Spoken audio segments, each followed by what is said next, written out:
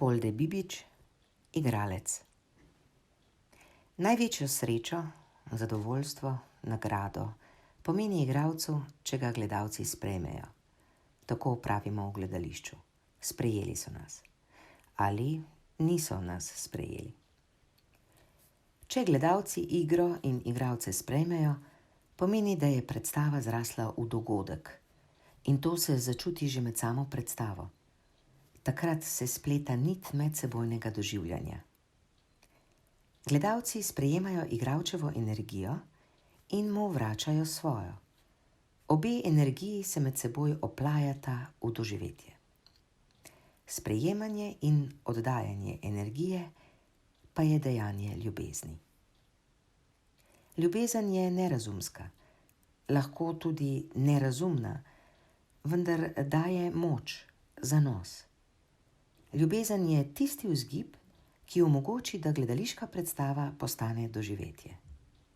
Gledališko doživetje pa ni samo tisto, kar slišimo ali vidimo, ali kar lahko stroj spremeni v vidne krivulje, ki se jih da razbrati in uporabiti za znanstvene zaključke.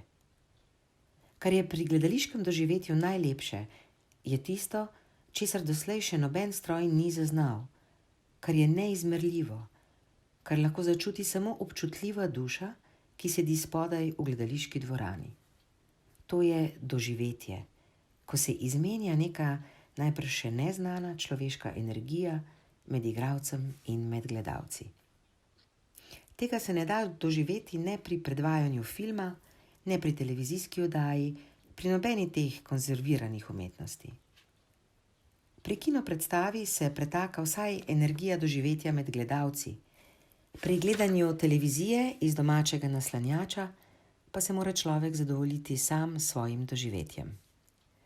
Gledališko doživetje lahko doživi človek samo v tistem trenutku, ko se gledališka predstava dogaja. Z ljudmi, igralci med ljudmi, gledalci. To je čudoviti, polni, živi, zanosni trenutek, ki se lahko zgodi igralcu na odru in gledalcu v dvorani. Kadar tega ni, žal tega mnogokrat ni, takrat je predstava slaba. Stik doživetja igralca in doživetja gledalca sega na področje, ki se najbrž dotika s področjem parapsihologije. Načenjam stvari, ki so ne samo meni še meglene, vendar poznamo delovanje toplote, električne, atomske energije na človeka, ne poznamo pa še delovanja oziroma vpliva miselne, čustvene energije človeka na sočloveka. Kaj ni mogoče, da bodo nekoč estetiko umetnosti preimenovali v umetniško energijo? Da je razlika v doživljanju igralčeve umetnosti, če jo doživljaš neposredno, živo, ali če jo posreduje celuloidni trak, res velika, sem nazorno videl že v svojih študentovskih letih. Takrat sem dobil drobceno stransko vlogo v filmu Trenutki odločitve. Ponoči so me peljali v Baragovo semenišče za Bežigradom. Sedanja festivalna dvorana takrat še ni bila dozidana, neometana, v surovem stanju. Bila je velikanski prazen prostor sredi golih zidov. In tam so uredili začasen filmski atelje.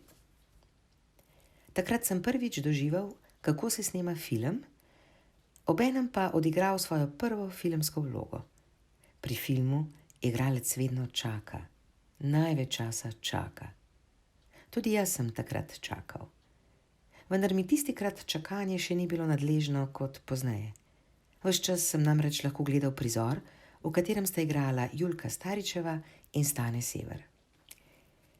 Julka je igrala bolniško sestro, ki je bila povezana z Osvobodilno fronto, Sever zdravnika, kirurga, profesorja, ki pa je še stal ob strani. Lepega dne so pripeljali v bolnišnico hudo ranjena ilegalca. Zdravnik ga je operiral, potem pa ga pomagal reševati iz okupatorjevih rok. Pri tem je naneslo, da je moral z utežjo ubiti belogardista, ki jih je presenetil. Ko so bili na varnem, sta se sestra in zdravnik pogovarjala. Zdravnik ji je povedal, da je vedel, da sestra odnaša iz bolnišnice zdravila in sanitetni material za partizane. Nisem slutila, da vi to veste, je rekla sestra. Zdravnik pa je odgovoril, tudi tega niste slutili, da bo ta roka, ki jo veže zdravniška prisega, ubila človeka. Ta kratki razgovor med zdravnikom, Severjem in sestro Julko Staričevo je bil kader, katerega snemanje sem gledal tisto noč. Ne vem več, kolikokrat so kader ponavljani. Vaje, pa snemanje, še enkrat in še enkrat. Takrat so kadre velikokrat ponavljali, direkcije filmov še niso postavljale ustvarjalcem omejitev pri porabi traku kot dandanes, ko iz pisarne ukazujejo 2 ponovitvi in nič več. Takrat je odločal režiser in ponavljal snemanje, dokler se mu posnetek ni zdel zares dober. Kakor so mi bila neskončna ponavljanja pozneje do blaznosti mučna, sem snemanje tistega prizorčka gledal kot začaran. Sever je svojo toplo preprostostjo pogledal Julko, potem mu je pogled počasi odplaval na roke, ki so čudno vznemirjene zatrepetale, obvisele so nad koleni, kot da bi bile, ker so morilke, izobčene. Ena se je krčevito razprla, da bo ta roka, ki jo veže zdravniška prisega, ubila človeka. Ponavljali so. Pri vsaki ponovitvi pa je bil Sever pretresljiv. Njegove roke so živele tragično usodo človeka v vrtincu zločina. Severjev pogled, drget groze, ki je prihajal z njega, rahlo nagnjena glava, kot Kristusova pod križem, telo, ki je klecnilo pred grozo nasilja, krik njegovih rok, ta prizor med golimi zidovi praznega prostora v Baragovem semenišču je bil zame nepozabno gledališko doživetje. Doživel sem veličino igralčeve umetnosti. Potem pa sem gledal film. Čakal sem na prizor, ki me je tisto noč tako pretresel. Prizor pa je kar švignil mimo. Nikjer Severjevih rok, samo Severjeva fotografija.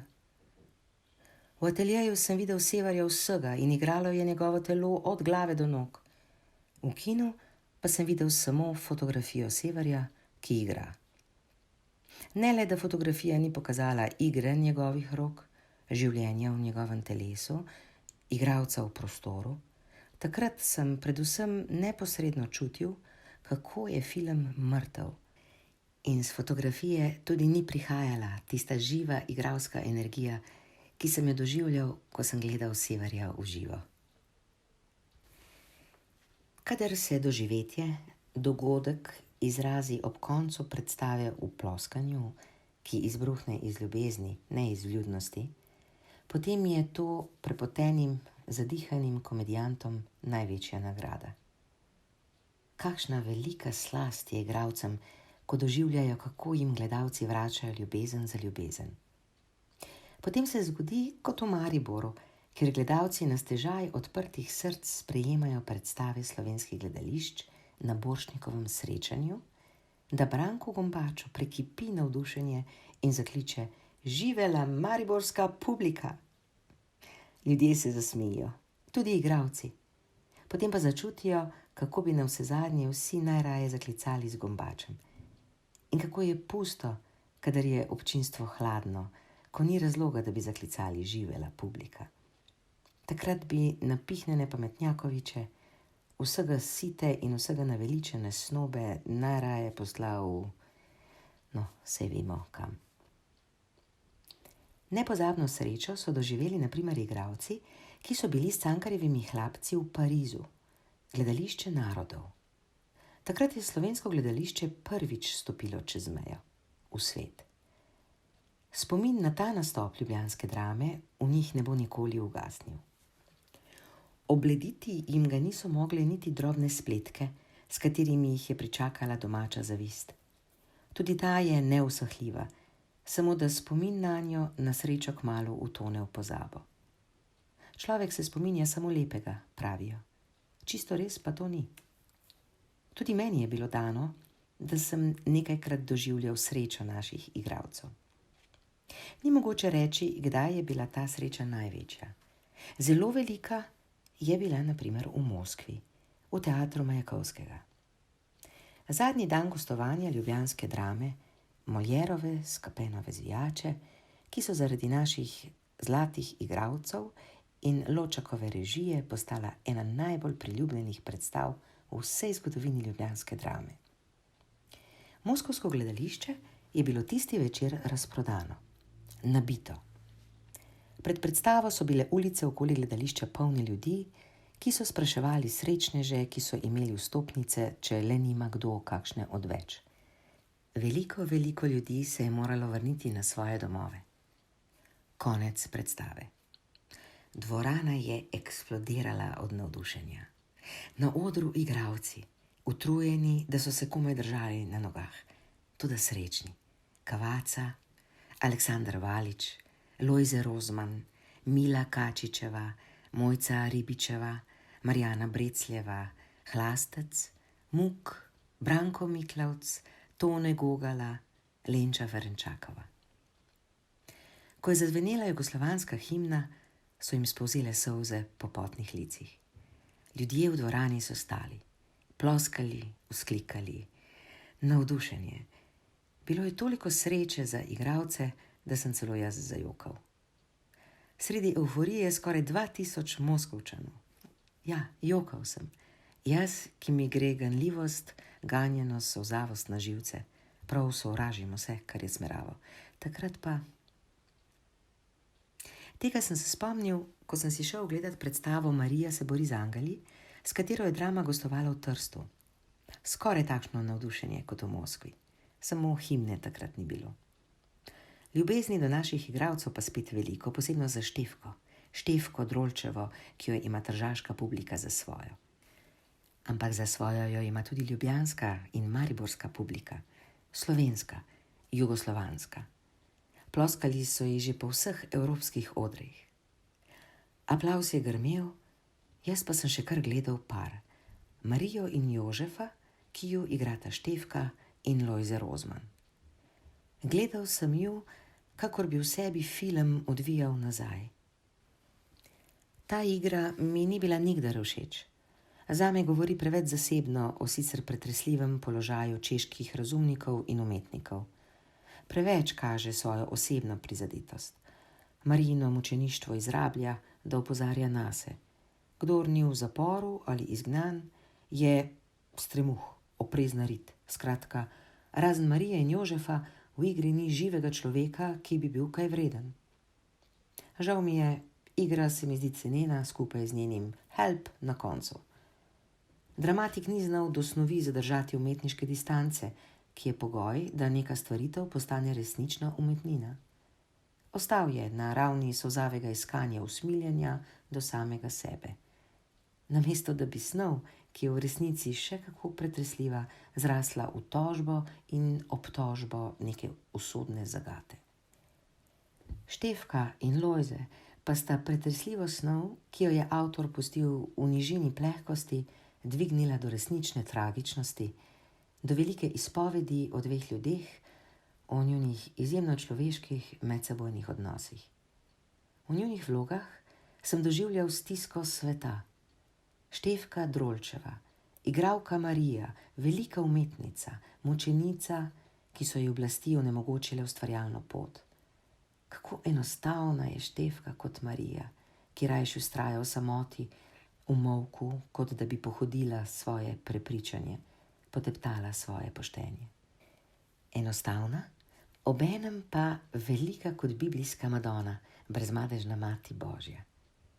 Ob njej pa preprost svetnik, tesar, ki mu je nebo ukazalo, da mora skrbeti za Božjega otroka. Lojze Rozman, kot filmski snemalec Jožef. Majhen človek, skoraj neznaten v primerjavi z zvezdo Marijo. Vendar velik v ljubezni, predanosti, razumevanju, topla človeška opora Mariji v njenem boju z angeli. Ko so Tržačani ploskali, sem razmišljal o igralskem paru v predstavi istega večera, o Štefki in Lojzetu. Štefka izžareva na odru žensko veličino, pravo antično razneženost, ki bi jo lahko opisal Winkelmannovo definicijo helenističnega sveta. Plemenita preprostost in tiha veličina. Glavo z rameni nagne rahlo nazaj, eno od nog sproži nekoliko predse, roke v žepu, gleda čez dvorano, v očeh blesk uporništva, rahla meglica zadržanih solz izraža stisko. Samo neznaten trepet v kotičkih ust kaže strah pred brezizhodnostjo, rahlo zastrt, miren glas močne duhovnosti pa se od časa do časa zgosti v tih krik neumakljivega ne. Nobenih vsiljivih, nasilnih igralskih izrazov ne uporablja. Gledam Štefko, ko se priklanja publiki in strmim zopet nad čudežem njene igralske ustvarjalnosti. Lojze jo drži za roko. Običajna gesta. Partner pri priklonih pač drži svojo partnerko za roko. Navada. Tokrat sem v njunih rokah, ki sta se s prsti oklepali, videl simbol soigre. Tiste prave soigre, iz katere zrase veliko gledališče. S kako tankimi zunanjimi nitmi in kako globokimi šivi človekove notranjosti sta spletla pretresljivi odnos ljubezni med visokostjo velike ženske, po poreku in po svoji duhovnosti tako rekoč aristokratke, in snemalca, skoraj obrtnika, fotografa, človeka iz ljudstva, ki izhaja iz revščine, ki je ostal na ravni svojega proletarskega porekla. Kakor sta si različna, pa ju veže najgloblja človeška vez. Ljubezen. Tu sta enaka. V ljubezni, ki stoji visoko nad nepomembnimi socialnimi razlikami, ki zbriše razdaljo družbenih stopenj in jo združi v erotiki človeške zrelosti. Igralci se umaknejo v zadje, ljudje pa jih spet zvabijo naprej. Nasmejani prihajajo proti nam. Gledam Lojzeta. Najrajši bi zavriskal, tako sem vesel te njegove vloge. Kaj vse mi je povedal v 2 urah. Na prvi pogled nehvaležna vloga. Pa sej tudi je, nič posebnega. Lojze je igral tega filmskega snemalca z enostavnostjo, ki je lahko nevarna. Uporabljal je izrazna sredstva, ki so značilna za njegovo zasebno vedenje. To je nekakšna navidez otročja veselost. Ko se nakratko zasmeji z nekim posebnim falzetom, ki ga zna samo Lojze. Ko nekam motovilasto poskoči, postopi clja in se zasmeje svojim obavtnim telesom. Včasih govori Mariji spakljivo, kakor govorimo otroku. Če bi površno gledal, kako ustvarja svojega Jožefa, bi lahko takole na prvi pogled mislil o izraznih sredstvih, ki jih izbira, da jih izbira z nekakšno čudno neresnostjo. Odklonil je na primer teatrski kostum in šel na oder kar v privatni obleki. Toda z vsemi privatizmi, ki jih tke v svojo vlogo, ta ni izgubila globine. Nasprotno. Značaj svojega Jožefa je mogoče prav s privatiziranjem naslikal v neslutenih razsežnostih. Z drobnimi pičicami nakaže Jožefovo manjvrednostno občutje pred svojo veliko ženo. Potem pa se to občutje, ki bi se lahko sprevrlo v zavist, celo sovraštvo, pri Rozmanovem Jožefu prelije v ljubezen, predanost, brezkončno človeško toplino. Samo včasih zazvenijo z odra resni toni, v nekaj stavkih. Takrat dobi razposajeni allegro temno barvo. Tihi Lojzetov mol se svojo tragičnostjo nasili v gledalčevem srcu. Nekaj stavkov v molu je dovolj, da naslika tragični lik Jožefa v njegovi ujetosti, v družbeni, politični, človeški, zgodovinski črnini. Rekel sem, da je nevarno na tak način uporabljati izrazna sredstva. Včasih se mi je zdelo, da hodi po vrvi. Privatizmi na odru so nevarni. Mimogrede lahko igralec, ki jih uporablja, zdrsne v plehkost. ampak Lojze je eden redkih, če ne edini, ki zna s temi svojimi zasebnostmi, privatnimi štosi, ustvariti veliko izvirno in nekonformistično avtobiografsko igralsko izpoved. Ko se mi je tako še enkrat v mislih odvijala igra Marije in Jožefa, ko sem pri sebi ponavljal pridevnike izvirno, nekonformistično, fleksibilno, odkrivajoče, polno idej, bogato domišljije, odprto, nabito življenjskih izkušenj, sem se zavedal, da so to pridevniki, ki jih psihologija pripisuje ustvarjalnosti.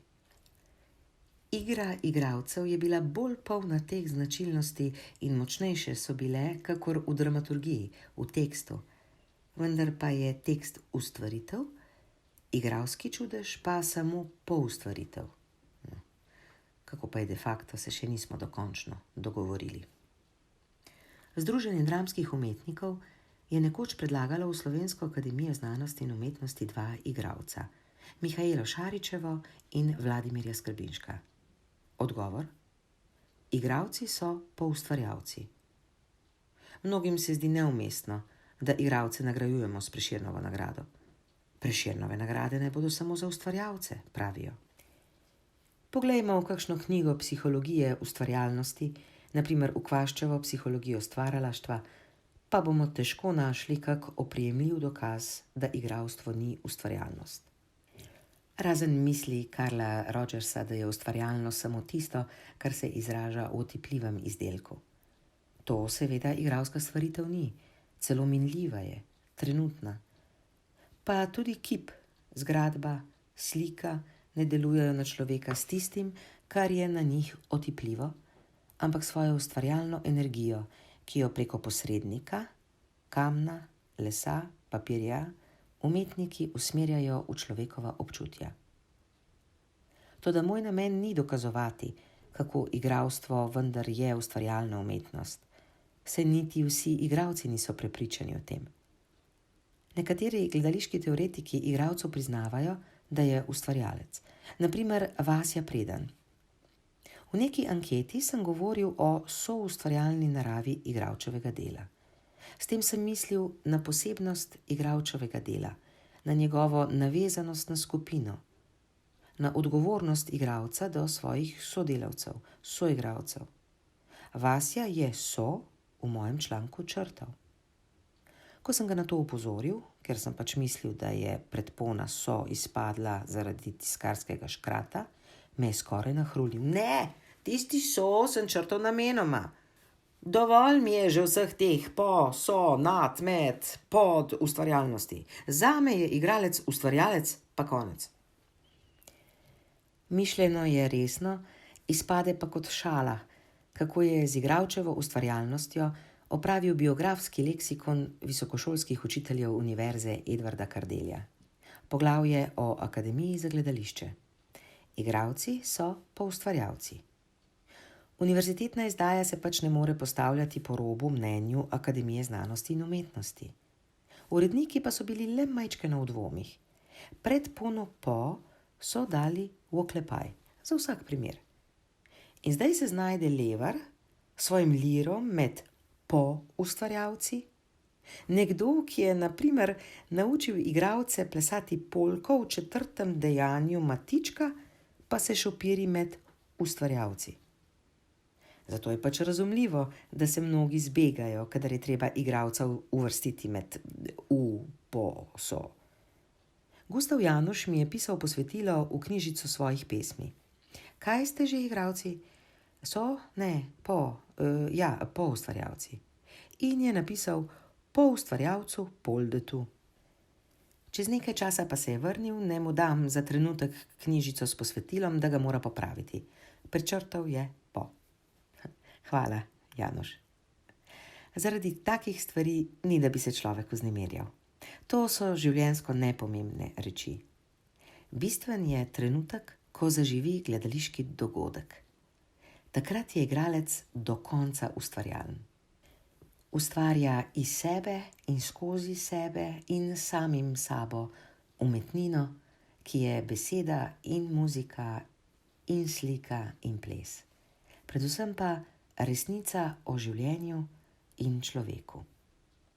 Je pa tako, vse ni umetnost in vse ni ustvarjalnost. Najbrž to ne velja samo za igralstvo, ampak tudi za druge umetnosti. Vse slike še zdaleč niso umetnine, niti vse skladbe, ne vse pesmi, vsi romani, vse drame. Saj nimajo vsi pisatelji, slikarji, glasbeniki ustvarjalne moči. Tudi vsi igralci ne. Mene vprašanje ustvarjalnosti ne vznemirjajo več. Zame so izmišljotina zbirokratizirane družbe. Zaščita pravic, zaščita socialnega položaja. Z najglobjimi vprašanji človeka, življenja in sveta nimajo resničnejše zveze. Žal pa vplivajo na socialni položaj igralca. Na njegov položaj delavca, ki zaradi tega, ker ni priznan za produktivca, nima pravic do svojega dela. Igralec ne dobiva tantiem. Televizijsko igro, recimo, prenesejo na filmski trak. Igralca niti ne vprašajo za dovoljenje. Igralec toži. Direktor filmskega podjetja pravi, igralec ni ustvarjalec. In sodišče razsodi, da igralec nima pravice do sadov svojega dela. Ali pa drug primer. Igralec posname radijsko igro. To igro posnamejo na kaseto. Igralcu dajo prav sramotno nizko odškodnino in mu v spremnem pismu k pogodbi napišejo: podpišite, če ne, vam ne bomo poslali denarja. O pravicah niti besede. Tudi o tantiemih ne. Igralec pač ni avtor. Pravim avtor. Ta beseda ima v današnjem svetu civiliziranega jusa pač svoj čisto poseben pomen. Pridobitniški. In iz tega je igralec izločen. Ostaja pa ustvarjalec, vsaj za nekatere duše.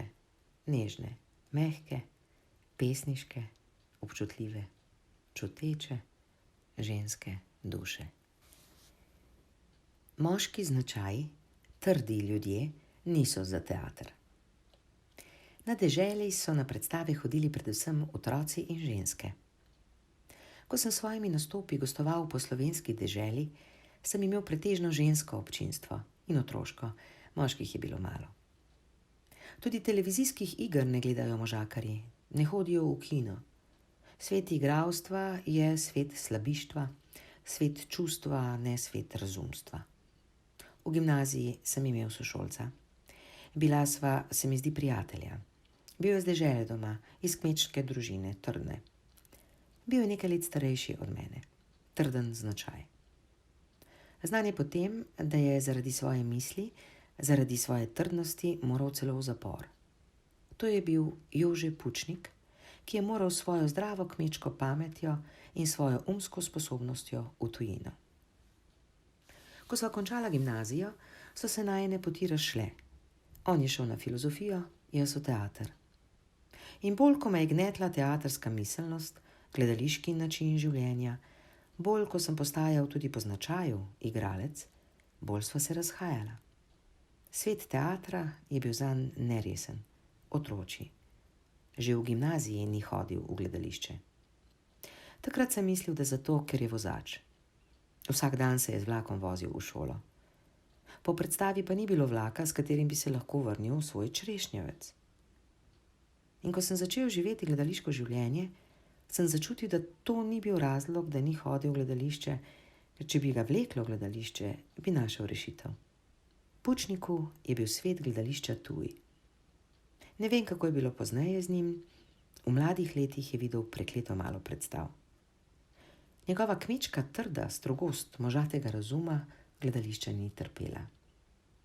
Mislim, da je nekje sam zapisal, da ga gledališče nikdar ni pritegnilo. Nasploh igralci nismo prida cenjeni med razumniki. Tudi med takimi ne, ki hodijo v gledališče, ki jih gledališče vznemirja, a igralec jih moti. Javoršek. Eden naših najboljših poznavalcev gledališča, teoretično, pa tudi drugače. Med igralci je imel celo nekaj prijateljev. Listam po njegovi knjigi Samotni jezdec. Kako prav je imela Sveta Cerkev, da igralcev ni hotela pokopavati s cerkvenimi obredi in častmi. Cerkev je bila prepričana, da za igralce ni milosti in da so zanje nebeška vrata zaklenjena z 9 ključi. Zakaj je v igralstvu kot poklicu je nekaj izjemno nevarnega ali pa celo protinaravnega? Ker so igralci sami od sebe začutili na sebi prekletstvo in ker se je družba, zlasti pobožnjaška, še posebej potrudila, da je to prekletstvo opazila, so se v prekletstvo kratko malo udali ter živeli pod njegovo temno zastavo. Prebili so se v svet neke posebne svobode, v kateri so bili izjemno srečni, a tudi izjemno zaznamovani. In kaj je igralski problem? Nora anarhoidnost, ki v kali onemogoča skupinsko delo. Gledališče pa je skupinsko delo. Ali pa ga ni. Javoršek je le naslednik velikih mislecev, ki jih pač vse pozna. Pisal je tudi o njihovem odnosu do igralcev v svojem eseju o Molieru. B.Jo. ni mogel razumeti, da tak duh, kakor je bil Molière, nastopa na odrskih deskah in se pusti pretepati v zadrgnjeni vreči. Nekateri, kakor na primer Sainte-Beuve, pa so mislili, da je bil trčen in da je bilo njegovo igralstvo bolezensko stanje njegove duše. V šolah se navsezadnje učimo samo o Molieru dramatiku. Njegovo igralstvo nam sramežljivo prikrivajo. So nam, kako je danes, ne vem. Javorškove besede o pred igralci zaklenjenih nebeških vratih pa me ponovno potrjujejo v mojih sumnjah, da je prav izobčenje svetega Avguština krivo, da smo pri modrih in mislečih še dandanes na tako slabem glasu. Tako, sprejel sem prekletstvo svetega Avguština. Zato lahko nadaljujem o kramljanju o igralstvu. Celo z rahlim zadovoljstvom, da sem nekajkrat le sodeloval v dobrih gledaliških uprizoritvah in spoznal skupinsko delo brez nore anarhoidnosti. Nori pa smo. Kako bi sicer delali ob kakršnem koli času? Kako bi delali recimo z visoko vročino? Skoraj ni igralca, ki ne bi nekajkrat nastopil v bolan. Boro piše, igrali smo z vnetimi grli, z vročino. Videl sem Madeleine, kako je skremžena od bolečin med žolčnim napadom ljubko in nežno vstopila v vlažnih zapeljivostih. Igrala je celo že zlomljeno nogo. Videl sem enega naših igralcev, ki je imel natrgane kolenske vezi, kako so ga drugi prinesli za kulise, kako je na odru stal in celo hodil in se takoj zopet zgrudil, ko je prišel za kulise. V Moravčevi knjigi beremo o Borštniku. Bil je že na smrt bolan. Razumljivo, da so mu branili oditi v gledališče. Rekel je, kaj takega se mi je že večkrat pripetilo, a vsako bolezen forsiram. Kolikokrat so se dogajale podobne reči. Sam sem v prvem dejanju Oresteje skočil na stopnico, ki je bila slabo pritrjena. Bil sem bos, palec se mi je ujel v špranjo, ki je nastala v spodmaknjeni stopnici. Sila, s katero sem skočil na oder, me je vrgla naprej. Letel sem kot izstrelek kak meter nad odrom proti dvorani. Ljudem je zastal dih od začudenja nad mojimi akrobatskimi sposobnostmi. Meni pa je počil palec. Vendar sem igro igral do konca. Ko je bilo predstave konec, pa sem se sesedel in odnesli so me. Najhujše za igralca pa je, če mu zmanjka glasu. Gogala je z angino, visoko vročino in hripal igral 2 predstavi Sluge 2 gospodov. Ban si je presekal sekiro kito na nogi, vendar je prišel igrat Sen kresne noči. V tej predstavi je moral imeti povito glavo. Neki gledalec, ki je slišal za njegovo poškodbo, je rekel, sem mislil, da si je nogo poškodoval. Tega igralci pač ne delajo iz anarhoidnosti, ampak iz zavesti nekakšne poslednje odgovornosti do gledališča, do občinstva in iz nekega zares norega prepričanja, da je naše početje usodno pomembno, tako da pomeni odpovedana predstava pravo katastrofo. Ne vem, če je koga bankrot Curtinga tako prizadel, kakor prizadene igralca, če zaradi njega odpade predstava. Odpade pa šele takrat, ko ga bolezen dobesedno zbije na tla. Kadar sem malodušen in se sprašujem, zakaj neki se je igralcu treba tako predajati, zakaj se mu je treba tako žrtvovati, za Hekobo, za nič. Mi, odgovori Borol. Tak napor volje se utegne zdeti nepotreben za stvar, ki je navsezadnje samo igra. Spoštovanje občinstva je za igralca vprašanje zasebne morale. In to vprašanje, ki ga opredeljuje človeško spoštovanje, bi moralo biti prvo med vsemi zakoni.